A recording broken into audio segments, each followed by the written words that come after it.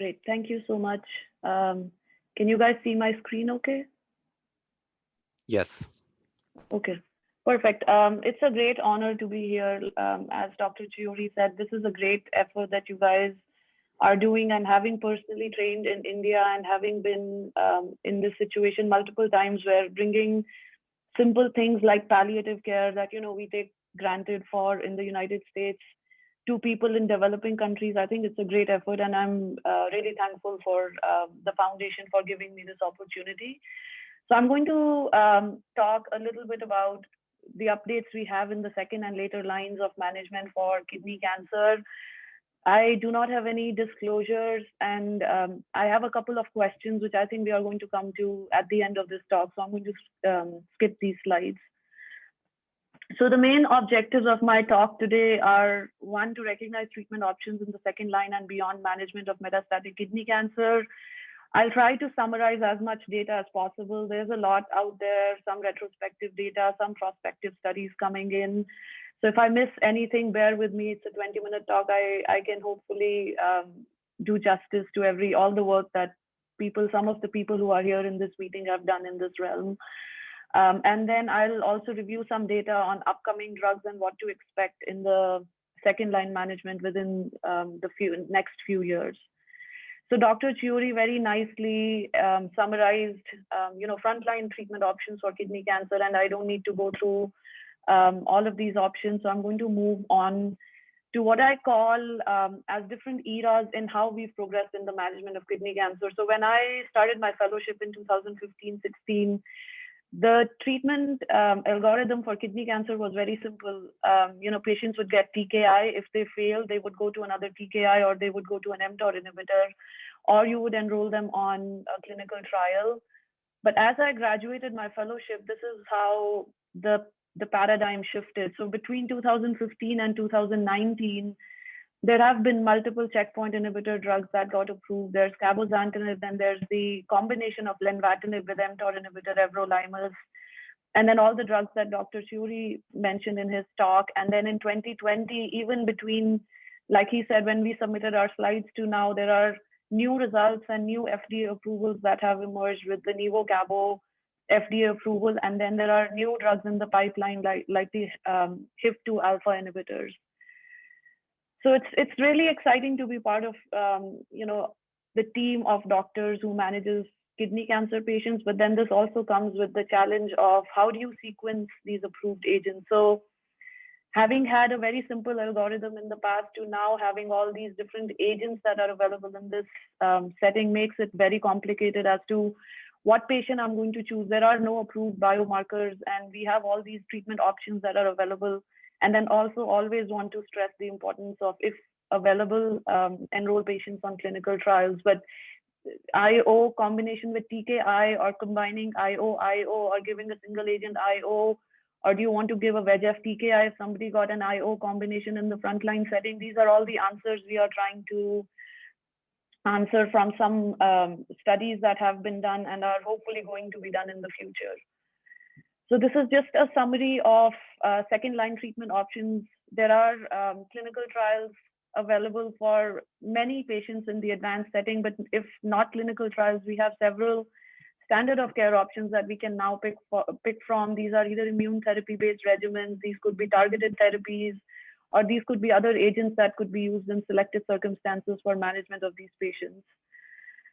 So sequencing, as most of these drugs, especially the IO combination like axi-pembro, axi-avelumab, cabo-nivo, and cabozantinib, and this is just a brief summary slide of what options we can use in the frontline setting. As these get used up in the frontline setting and we move on to the second line and advanced setting, it is a little bit of a conundrum as to what options do we use in the next line setting if you've already exhausted some of your bigger players, if you will, in the frontline setting. But then also, as everybody knows, you want to use your best drugs in the frontline setting because many patients will not have a second chance probably to get treated. So most of these slides just represent how complicated that decision is becoming now, as most of these agents are getting used in the frontline setting. So these are some of the pivotal trials. Just a breakdown. This is in the post-TKI era. Some of the older trials that that brought some of these drugs, the TKIs and the mTOR inhibitors, in the second line and beyond setting. So everolimus, axitinib, cabozantinib, and nivolumab were tested. For example, everolimus in the RECORD-1 study, axitinib in the AXIS study, and the METEOR study, which looked at cabozantinib comparing it to everolimus. And then there was the Checkmate 025, which basically brought nivolumab into the forefront when it was compared with everolimus. And as you can see, we have definitely advanced from where everolimus led to an overall response rate of 2 months. It was compared against placebo, to when Checkmate 025 came about, the overall response rate was 25% as compared to 5% with everolimus alone. Similarly, we've made progress in terms of improving median overall survival. Of course, we are not making cross-trial comparisons, but just looking at these trials, it shows that everolimus versus placebo improved median overall survival from 14 months when treated with placebo to 14.8 months. And then axitinib improved overall survival to 20 months as compared to 19 months with sorafenib. Cabozantinib was 21 months versus 17 months, and nivolumab was 25 months versus 19 months with everolimus. And then another important study was the phase 2 study. Lenvatinib and everolimus was compared with everolimus alone, and here the overall response rate improved from 3% to 43%. And this is it's an effective drug combination. And as Dr. Chiuri presented, this lenvatinib combinations with pembrolizumab and other drugs are now moving into the frontline setting. So hopefully we'll see more data in this regard in the frontline setting also. So what is the data? Like, as I said, if patients have received checkpoint inhibitors in the frontline setting, what do you do in the second line setting? So what is the data? And some of the data I'm going to highlight. So what about tyrosine kinase inhibitors? So this was an interesting study, which was a single arm phase 2 trial led by Ornstein et al., who basically they studied patients with metastatic RCC, patients who had progressed on or had been intolerant to checkpoint inhibitor therapies, and axitinib was given in individualized titrated doses. So the starting dose was 5 milligrams BID, and then based on how well they tolerated it, they were slowly titrated up to a maximum dose of 10 milligrams twice daily. The study had a total of 38 patients. The study did not itself meet the pre-specified threshold for an improvement in progression-free survival. But as you can see, the overall response rate was about 45%, and the progression-free survival was about 8.8 months. So this study does stress that there is a role for using TKIs in patients who have progressed on immune checkpoint inhibitors in the frontline setting. For example, IO combinations or simple single agent IO agents that might have been used. And this is another study. So the lenvatinib everolimus study that I mentioned, the phase 2 trial, which had randomized in a 1:1 manner patients to receive lenvatinib with everolimus versus single agent lenvatinib or single agent everolimus. They noticed when the study was reported that almost 89% patients in the combination arm had experienced some form of dose interruption, and treatment discontinuation rates were pretty high. Almost 30% patients had to stop the combination. So it's not an easy treatment to tolerate. So in an aim to individualize lenvatinib dose and to see whether we can in fact use a lower dose of lenvatinib, this small phase 2 study was reported recently by Dr. Pal at the IKCS meeting. And they found that the primary efficacy endpoint of non-inferiority with the 14 milligram dose for objective response rate at week 24 was not met. The primary safety endpoint, however, as they said, as you can see here, the grade 2 or greater than 3 treatment-related adverse events are also pretty comparable between the two arms. The median duration of treatment was 7 months in the 14 milligram dose, and 18 milligrams dose. People were able to stay on this treatment for about 8 months. So overall, they didn't really see, and based on this study, 14 milligrams is actually not a dose we can recommend to our patients. 18 milligrams still seems to be better in terms of an overall response rate. And the trend, they also saw a trend towards better progression-free survival and overall survival in the 18 milligram arm. So we are not able to recommend a lower dose of lenvatinib at this point. And then there are also other studies which have looked at supporting the use of targeted therapy after immune checkpoint inhibitors. So this is one study where 314 patients were included. It's a retrospective study.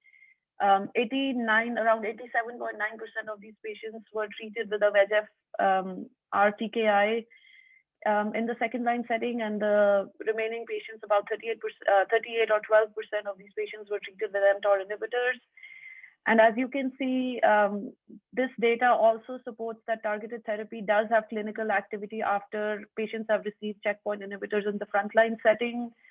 The patients who received the VEGF RTKIs versus mTOR inhibitors tended to have better clinical outcomes in terms of overall survival probability. So these findings may help inform treatment guidelines.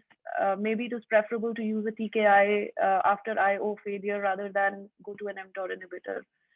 So as you can see, the time to treatment discontinuation with a VEGF RTKI after receiving IO therapy was about 6 months versus about 2.8 months in the mTOR inhibitor arm.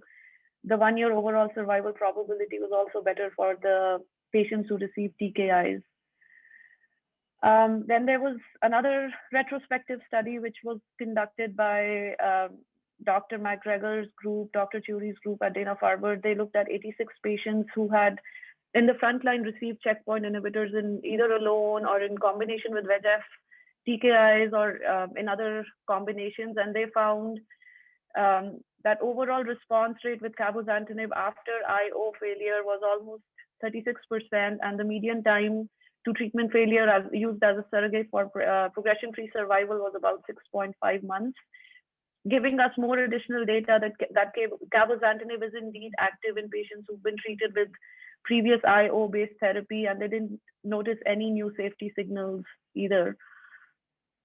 And then another small study which looked at patients, about 33 patients who had received either a first-generation TKI or a second-generation TKI, Axi-Cabo, in the post-Nivo-Ipi setting. So these were the patients who had received the dual checkpoint inhibitors in the frontline setting.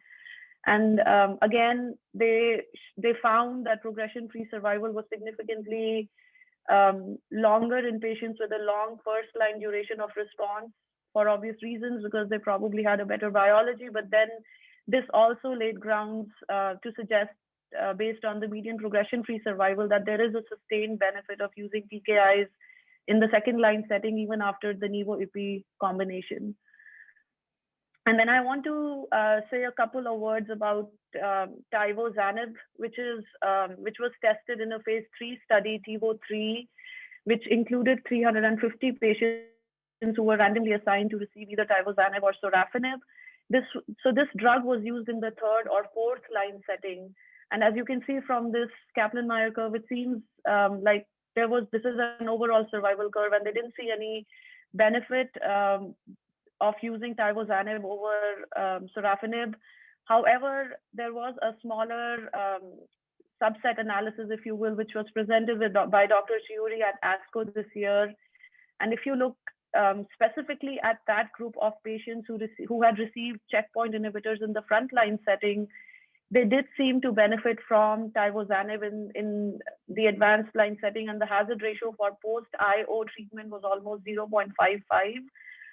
So given the anti-tumor activity, the tolerability, the adverse event profile was comparable between the two arms, tivozanib may still be a useful addition in the armamentarium of treatment options when you're at that third, fourth line setting and patients have received IO therapy in the past. Then the other question that always comes to our mind, like, is there any safety and efficacy data for immune therapy re-challenge? And unfortunately, there is no prospective data yet. but we have this data which was presented again. It was published this year or last year in 2020, which looked at evaluation and safety of an immune therapy re-challenge in patients with kidney cancer. It's a small retrospective study of 69 patients. And as you can see in the overall response rate in patients who receive single agent immune checkpoint inhibitor is about 30%. And so this does suggest that IC refractoriness to immune checkpoint inhibitors could potentially be overcome by introducing a checkpoint inhibitor in the later lines of treatment. Maybe because the intervening therapies, if you use some TKI or if you use some other agents in the intervening time period, maybe they act on the microenvironment and then sensitize the tumors to further treatment with checkpoint inhibitor is one of the proposed hypotheses that was a conclusion from this study. But it's definitely an interesting finding, and we probably need more prospective clinical trial data in this setting, but it's definitely of interest. And then the next question is, if you've used a dual checkpoint inhibitor, if you've used in the frontline setting nivo-ipi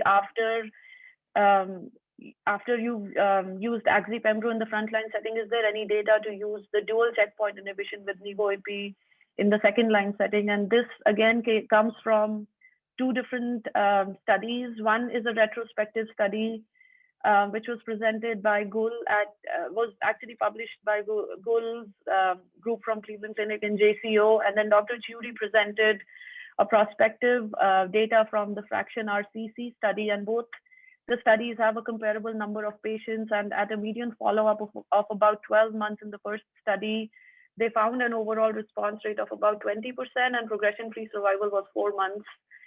Similarly, in the fraction RCC study, the overall response rate was about 15%. None of these studies showed any complete responses.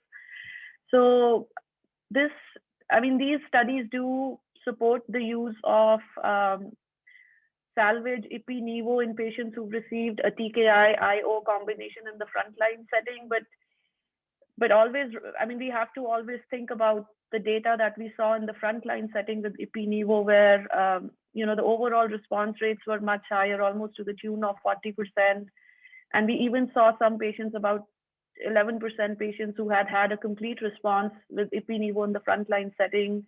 Progression-free survivals were much longer. So it is active definitely as a salvage regimen, but it's not as active if you use it in the frontline setting. So again, I'm going to skip this because we'll go over questions in our question and answer session. But this is an interesting question, which investigators were very excited to use this approach because, as we all know, people who treat patients with kidney cancer with the dual checkpoint inhibition, ipi-nivo, we are often fraught with a lot of side effects that we have to deal with. So is there an option that you start patients with nivolumab alone, and then based on their response, based on how they are doing, add salvage ipilimumab? So this exact approach was studied in these 3 clinical trials. Some of them presented at ASCO this year, and the HCRN, GU16260, and Omnivore, and then the Titan RCC, which was presented at ESMO in 2019. And basically, as you can see here, the overall response rate was very poor, with 12%, 13%, 4% response rate in the 3 trials respectively. And we didn't really see any complete responses when you added ipilimumab to a patient who was already getting nivolumab. So at this time, I don't think we can recommend treatment with single agent nivolumab followed by salvage treatment with the combination of nivo and ipi. It has shown limited efficacy, and it's not something we can recommend to patients in clinic. And then there's interesting data that was presented by Lee et al. At ASCO 2020, where they tested whether we can use a combination of lenvatinib and pembrolizumab for patients who had progressed on frontline checkpoint inhibitor therapy. And as you can see, it's a 104 patient study. Patients had received PD-1, PD-L1 inhibitors in different combinations, either alone or in combination with ipi-nivo as a combination, or in combination with VEGF therapies. And this is a waterfall plot that was presented at the meeting, and they showed that the overall response rate was in the range of about 55% by investigator assessment. So another study, which is called Contact 3, is currently ongoing, which is testing atezo and cabo versus cabo zantinib alone in the third and fourth line and beyond setting, and hopefully we'll see results from that study soon. So as we move away from checkpoint inhibitors and investigators are thinking of new targets, one of the targets that I would like to mention is the glutaminase inhibitor. This figure is actually from one of Dr. Phan's paper, very interesting paper on the role of glutaminase inhibitors in the management of kidney cancer. And as you can see here, telaglenestat was compared in two different studies. One is the telaglenestat with everolimus compared to placebo with everolimus study, which was reported out in ESMO in 2019. And they saw that the combination was well tolerated, and it did prolong, and it did lead to stable disease, not a lot in terms of responses. And then recently, there was a press release from the Cantata trial, which was a trial that had randomized patients to receive. I like to go with CB839. It's just easier to pronounce, in combination with cabozantinib versus placebo with cabozantinib. And unfortunately, they were not able to meet the primary endpoint. So there was a lot of excitement around the glutaminase inhibitors, especially because of the underlying biology and the fact that it does seem to play logical sense in why we should be using glutaminase inhibitors. But this press release that came out very recently didn't show much difference between the two arms. The progression-free survival was very comparable between the two arms. The arms were very well balanced, and about 62% patients had been exposed to PD-1 inhibitors in the past. So I think we are going to have to move forward to other clinical trials. For example, this is a very interesting study which is being conducted through Alliance. Dr. Tian Zhang and Dr. Chiuri are leading the study through Alliance. It's the pedigree study. It's an adaptive trial where patients get ipi-nivo in the frontline setting. Patients have to be intermediate to poor risk category, and then after the induction therapy or after 3 months, they undergo scans, and based on the results of the scan, if they have a complete response, they are continued on nivolumab alone. If they have progressive disease, then you add the cabozantinib. And if they are in the middle, then they are randomized either to continue just nivolumab, or you can add cabozantinib at this. So this trial will, I think, help sort out the question about sequencing of therapies. It's a trial that I encourage patients to participate in at my institution as well. And then a word on HIF2 alpha inhibitors. Dr. Chiuri's group has played a very big role in bringing these drugs to the forefront, and I think we'll hear a lot more about these drugs in the near future. So this PT2385, which was the initial HIF2 alpha inhibitor drug, was presented in the form of a phase 1 dose escalation trial where they saw response rate to the tune of 13%.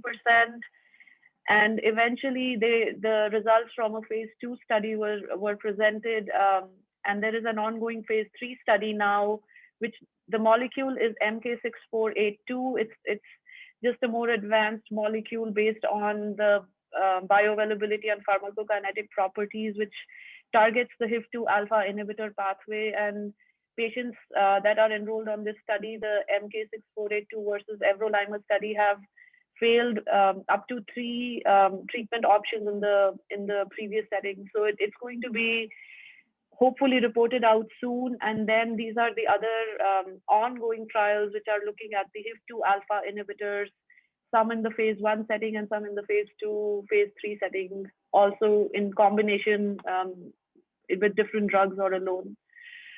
And then just one slide on this other novel molecule, which is currently being studied. This is the NKTR or BEMPEG. I'm just going to call it BEMPEG. It is designed to provide sustained signaling through the heterodimeric interleukin-2 beta gamma receptor pathway. And this through this pathway, it drives the proliferation and activation of CD8 positive and NK cells. And since it has limited binding to the interleukin-2 alpha receptor subunit, it's supposed to prevent unwanted expansion of Tregs in the tumor microenvironment and hopefully make the drug more effective and cause less toxic adverse events as compared to the standard interleukin-2 that we use. So it has. There have been some reports that we've seen at ASCO in the frontline setting as well as in the second line setting in combination with nivolumab, and there is an ongoing trial looking at this drug in the frontline setting in combination with nivolumab as well. So the future holds a lot of treatment options. I was running out of time, so there's, I mean, I can't cover everything. Hopefully, as we have more of these meetings, we can keep expanding the data that gets presented at meetings. But there's a lot of hope in that we have like novel human endogenous retrovirus autologous T cells. Then we have some other targeted agents which are aiming to target the metabolic pathways like the IDO inhibitors, and then some other small molecules which look at the CD39, CD73 adenosine pathway. So there's definitely more to come as we develop new drugs through basic research. We enroll patients through clinical trials. We do clinical research, and then we conduct computational analysis. Hopefully, more drugs are going to continue to evolve. The best treatment option in the second line right now, as where we stand, is heavily dependent on what regimen we've used in the frontline setting. And many of these drugs, you want, like Dr. Churi said, hopefully we'll have a triplet regimen, which is going to be soon studied and maybe available for patients in the. So if we exhaust all our big the TKIs and the IO checkpoint inhibitors in the frontline setting, we definitely need to open up more options and start thinking about next steps for these patients. So there are other considerations, however, that you have to include in your decision making. You have to look at patient comorbidities. What's the efficacy data? Are these drugs even available? Because many of these drugs might not be available in some of the smaller places or other countries. And then physician and patient preference, lengthy discussion with the patient and talking to them about all the side effects and what they want. Quality of life is always very important. And then always stress upon availability of clinical trials. If there's any option for patients to enroll on trials, that's extremely important, because that's the only way we can bring new drugs to our patients. So with that, I thank you for this opportunity, Binaytara organization, and I'm going to end my talk with that. Thank you, Dr. Gulati. Well, this is really, I don't treat kidney cancer patients, but I'm surprised, and I mean, it's good for patients that they have so many options, but I can't imagine being an oncologist who treats renal cell carcinoma at this point, and to select from all these treatment options. Right. So with that, you put Dr. Churi on speed dial and ask him about that's probably the best option. Should be option number one for renal cell carcinoma. Yeah. So I will encourage people to type in the questions for Dr. Churi, Dr. Gulati, and rest of the panel for this session. In the meantime, we'll go into the Kahoot platform for doing the some of the questions that Dr. Gulati and Dr. Churi have for us. Vidhi, would you like to explain everybody? Yeah, sure. Let me get started on that. Okay. Hi again, everyone. I'm Vidhi. I'm one of the interns. So one of the ongoing projects at the Binaytara Foundation is finding ways to make our conferences more engaging, interactive, and effective at teaching the lecture content. And one way we're addressing that is through gamification, which is the application of game design elements such as leaderboard, timed challenges, a scoring system in a non-game like setting such as this conference. And today we're going to use Kahoot, which is a game-based learning platform, to answer 4 questions that have been written by Dr. Gulati and Dr. Churi. So 2 questions from each of them, very similar to before. So to get started with that, if everyone could either pick up their phone or just grab a tablet, and you're going to want to go to this website right up here called kahoot.it. And then once you get there, I will screen share with you guys a pin to enter the game so we can start answering questions. And after you enter the PIN number, it's going to ask you for a nickname. You're welcome to choose your own name, abbreviations. In the past, we've had participants choose like fictional character names. So whatever you'd like to use, it's up to you. And most importantly, yeah, I'd encourage all of you to participate in this. It really helps us figure out if this is a good way to continue using gamification. And yeah, at the end of the conference, we'd also just love your feedback on this.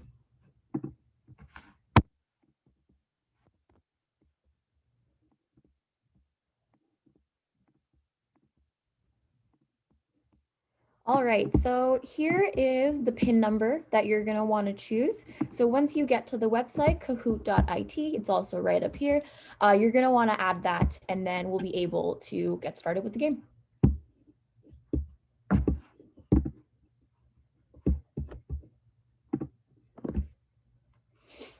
I love the name RCC. And Dr. Gulati and Dr. Chori, similar to before, feel free to jump in with further explanations as we finish answering your questions.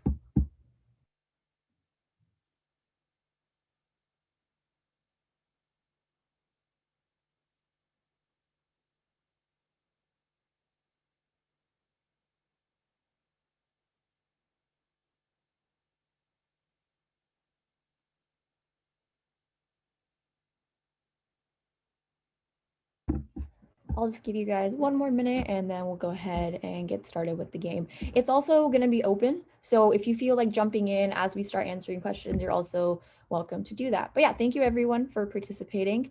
And just a quick heads up, if your phone screen locks or anything, it looks like you've been kicked off of the game, but the moment you unlock it, you will be back in. So don't worry about that. All right, just to keep it going, I'm gonna start the game, and then if you still like to play, the code will be displayed at the bottom as well as the website.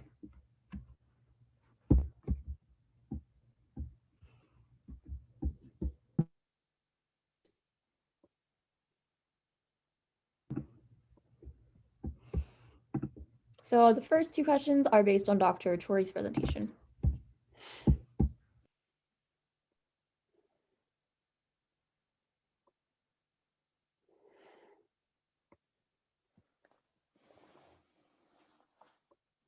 Sid, would you like to read the question? Yeah. So 59-year-old man, previous smoker, mild hypertension, presented with 2 days of gross hematuria, intermittent fevers, and 10-pound weight loss for 3 months. Performance status of 1. CT urogram shows a 9-centimeter renal mass, and CBC, CMP, LDH are all normal except for a hemoglobin of 11.1. So patient has further staging with CT chest, abdomen, and pelvis, and MRI brain. And this shows 10 to 12 pulmonary nodules, the largest one measuring 2.2 centimeter.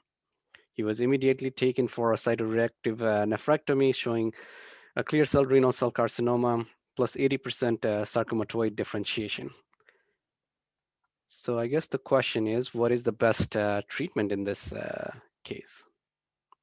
What are the next best steps?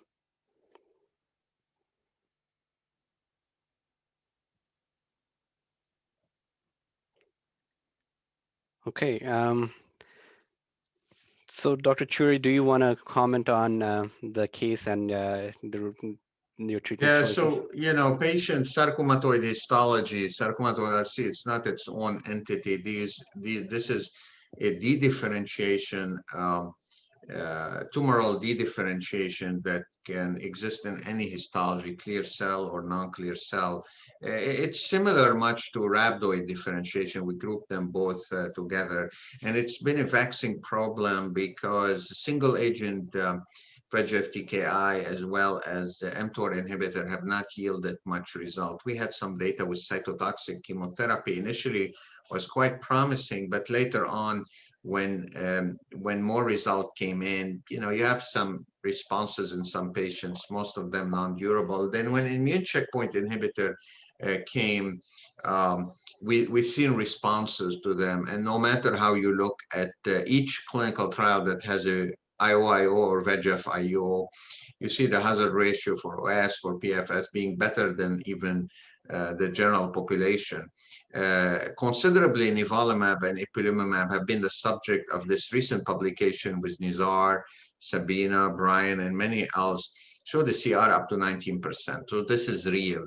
And why this is real is that because the underlying biology of sarcomatoid RCC suggests a potential response to immune checkpoint inhibitor. They have high rate of PD-L1 by IHC amplification. They have signature that favor an immune response in a way, as well as very much adverse prognostic signature that maybe could be overcome by immune checkpoint inhibitor. We don't see much angiogenic signatures.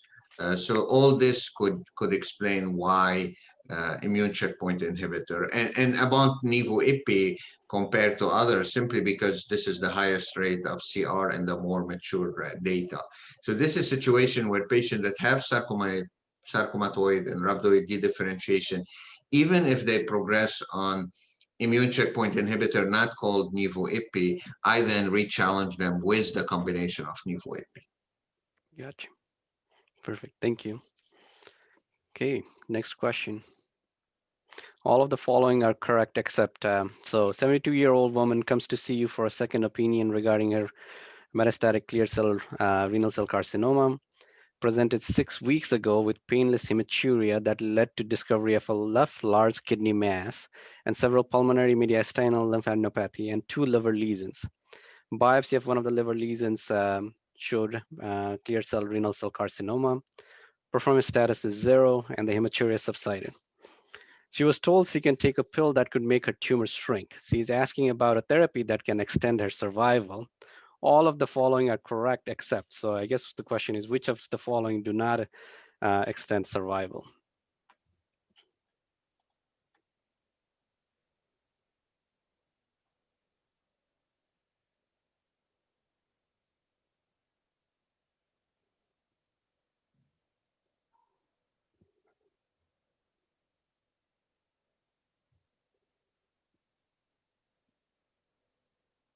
Okay.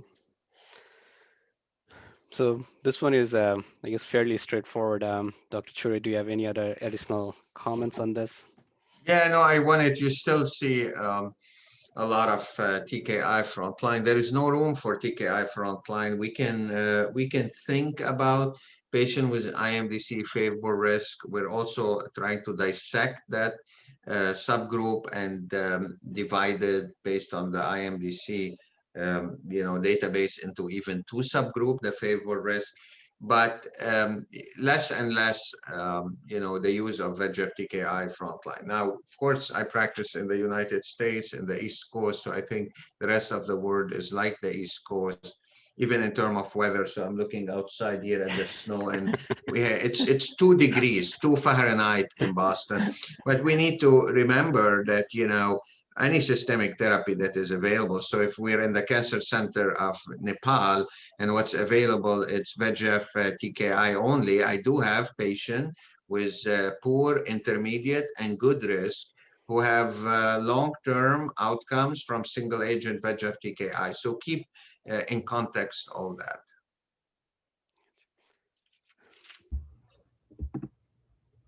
Great, thank you so much, Dr. Shuri. And now we're going to answer 2 questions from Dr. Gulati.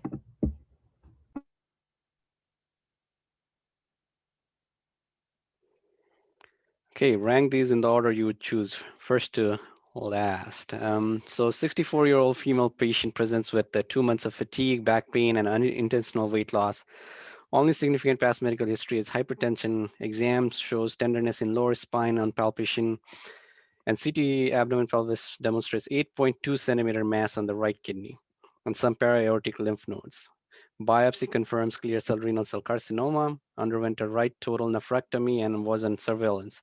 2 years later, she developed stage 4 disease with lung metastasis. Labs are normal, ECOG 0, started on oxypembro, and 2 years later has progression of lung nodules. What would you choose next? So you have somebody who has metastatic RCC, progressed on oxypembro. What are your sort of, so you got to rank these in the orders you would choose first.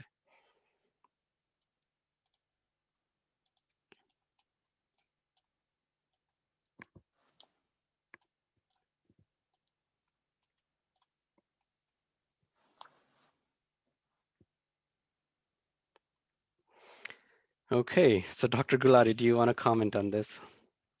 Yes, I think the fifth option, I don't know, there was probably not enough space to have a fifth option, but the fifth option was either one is a reasonable option. Like patients who progress on an IO-TKI based combination, like I showed you, there is some data to support use of dual checkpoint inhibitor. You might want to use the lenvatinib everolimus, but that, and then cabozantinib is also an option. So we really need more data, more prospective data to sort of sequence these agents in the setting. Sure. Okay, next question. All right, so true or false? 75-year-old male presents with back pain and weight loss. CT scan demonstrates 8-centimeter renal mass and lung metastasis. Received pazopanib 4 to 5 years ago. Now he has progressive disease. He has poor performance status, and you decide to start him on single agent nivolumab. He has partial response. Can we give nivolumab monotherapy first and then salvage IPI?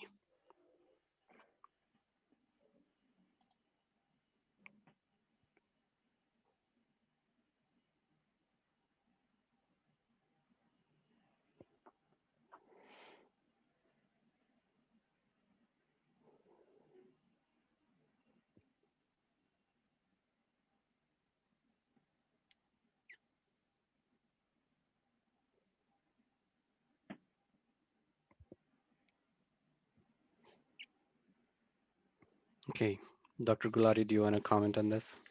Yeah, so like I pointed out to, we do have 3 clinical trials recently presented, and the approach to adding salvage ipilimumab if somebody has not had a good response to nivolumab is not a currently recommended option. Okay, I think with that, we go back to our Zoom session. And so we have a question in chat, which I think is a kind of interesting question in terms of timing of response. So let's say if somebody has metastatic disease and we are looking for a more robust response, does that ever change your treatment decision in terms of what you select as first line treatment in advanced RCC? So whether you choose IO-IO or IO-TKI combination if you're looking for a more robust response. And I guess I'll go to Dr. Churi first on that one, and then anybody in the panel could answer as well. I have to repeat the question for me, I think. So if you have the question is, if you have a very good response, could you stop or, So the question is more like if you have a very high tumor burden and you're looking for a more robust response, does that change your, because does IO take more longer to work, or IO TKI might be faster option to work? Does that change your treatment selection decision at all? I think when you have, and this remains very still subjective, when you have a lot of tumor burden, in patients, so consider liver metastases, multiple organ, impending cord compression, a lot of bone mets where you don't know when someone gonna start having pain and potentially cord compression. You want to go with any regimen that has the highest response rate, knowing that even highest response rate. And I would say I would challenge here the dogma by saying really it should not be the highest response rate. It should be the lowest rate of PD as best response. And with VEGF-IO, we are seeing PD as best response rate go down to less than 10%. We're seeing it in the 5% range with some of the VEGF-IO regimens. So this is an indication where I would start with a VEGF, IORIA, regimen, the one that have the lowest, PD rate. So Cabo-Nivo, for example, combination, I believe the PD rate. I should know that data right on top of my head, but Binay will tell you there's so much data that sometimes you doubt yourself. Where did you read here, there, what table, etc. And you have the, the information on top of your fingers. So I think the Cabo-Nivo was like 5 or 7% PD as best response. So, exciting times in renal cell. Any other thoughts from the panel members? Okay, we go to the next question then. If somebody has CNS metastasis, how would that impact your selection of first-line therapy? Dr. Fan, Dr. Gulati, anybody? Well, the hard part is a lot of the clinical trials exclude brain mets, right, as inclusion criteria. So, so it's hard to extrapolate, although there were some trials that allowed previously treated brain mets. And so the key thing first is get control of the brain met, take care of that.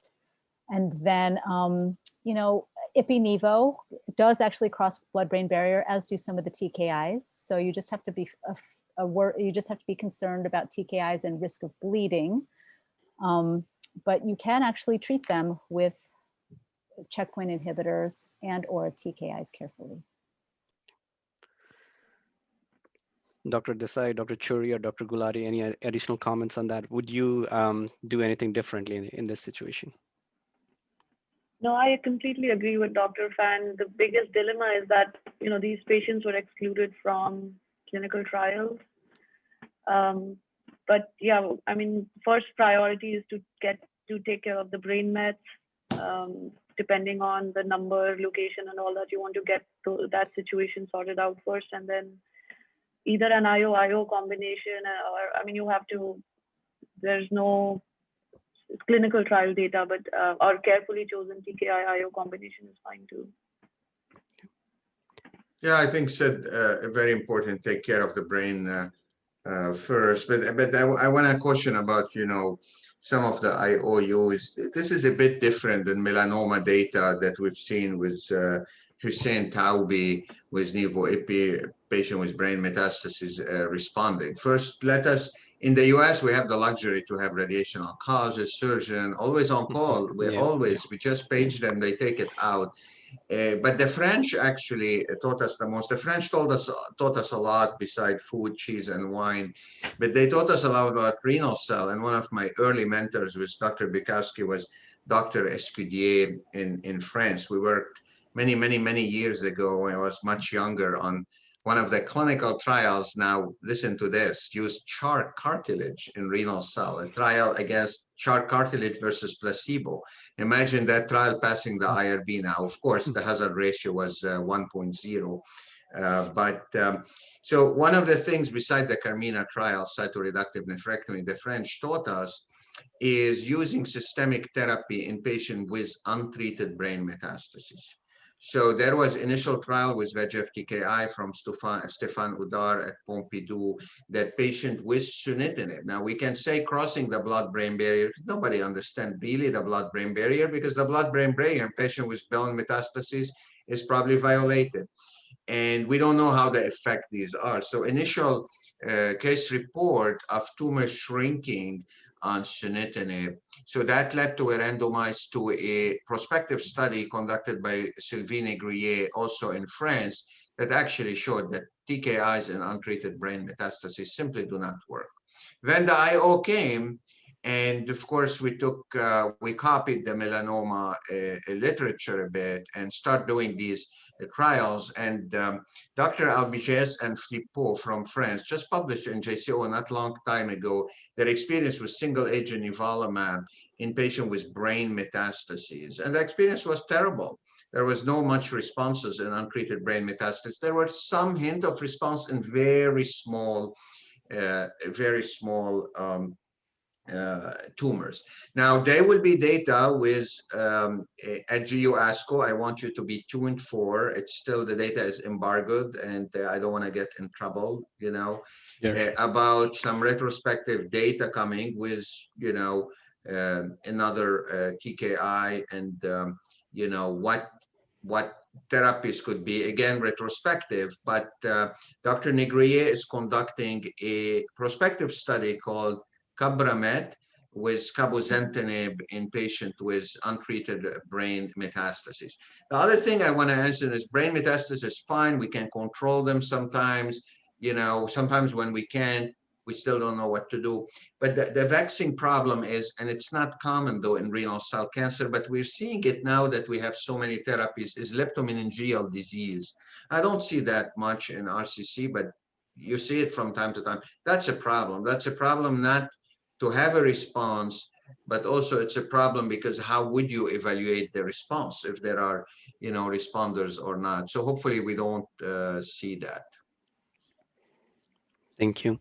So next question we have is kind of similar to the earlier one, is basically in a 45-year-old woman with painful bone mets, metastatic clear cell renal cell carcinoma and VHL mutation, if you did radiation to a couple of bony sites, and that was the only disease that was there, and you took care of that, and there is no more measurable disease, how would you think in terms of systemic therapy? Would you go ahead and treat this patient, just observe, or what treatment options would you use?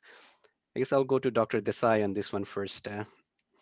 Yeah, so if the only sites of disease have been radiated, the patient is doing well symptomatically, has good risk disease, then it's reasonable to monitor with serial scans closely. We don't have to start systemic therapy. Obviously, if it depends on the patient's clinical status, if they have a lot of systemic symptoms, not doing well, then it's reasonable to initiate systemic therapy. But again, if they have just oligometastatic disease, and the sites of disease have been treated definitively, then it's reasonable to just monitor and not start systemic therapy.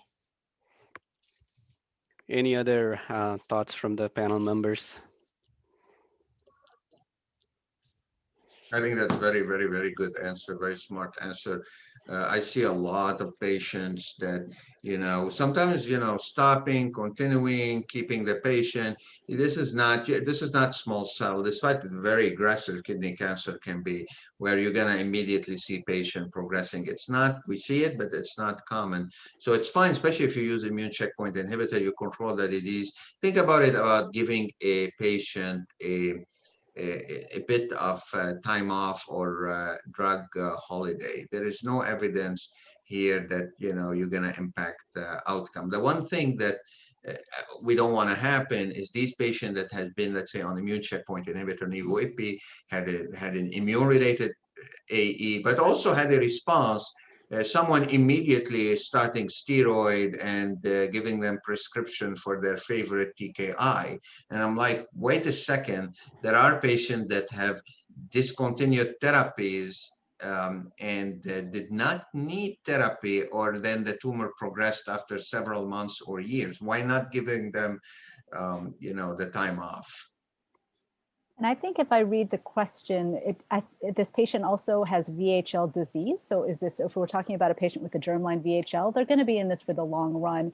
In general, their VHL tumors can be a little more indolent. And this is a patient that's going to develop more tumors over time. So you don't want to give them a lot of toxicity with no clear benefit. So we definitely want to be thoughtful about that for this patient. Great. Okay, so with that, I think we will conclude the session today. I really want to thank all of you for joining us today. The panel members, Dr. Gulati, Dr. Churi, Dr. Desai, and Dr. Fan, thank you so much for joining us. This was really exciting. I learned a lot. I don't do kidney cancer, but I certainly, sympathize with you all in terms of how you are selecting these treatment options. But I think it's great for patients that you guys are moving the field forward and that there are so many treatment options available. I would like to thank Dr. Shah and then Dr. Chakrabarti, who is my co-member in the educational committee for organizing this CME. With that, I will let Dr. Shah gives a final thoughts on the conference. Well, first of all, I would like to thank you, Sid, for working on the entire project here. And very thankful to faculties and our attendees. I mean, Sunday morning, what a great way to start Sunday morning.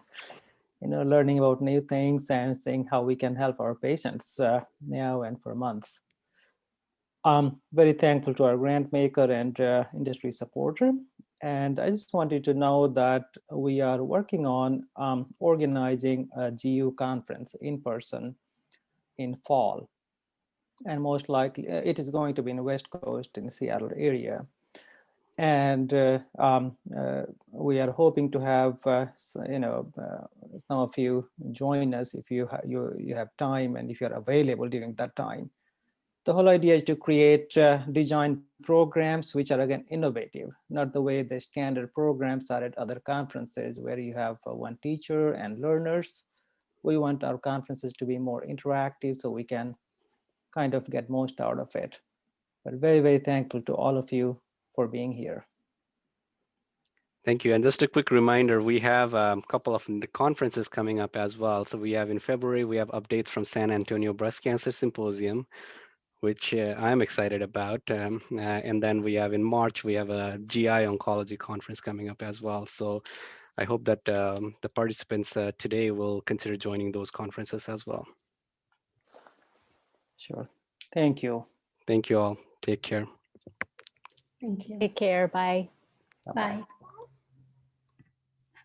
Thank you so much.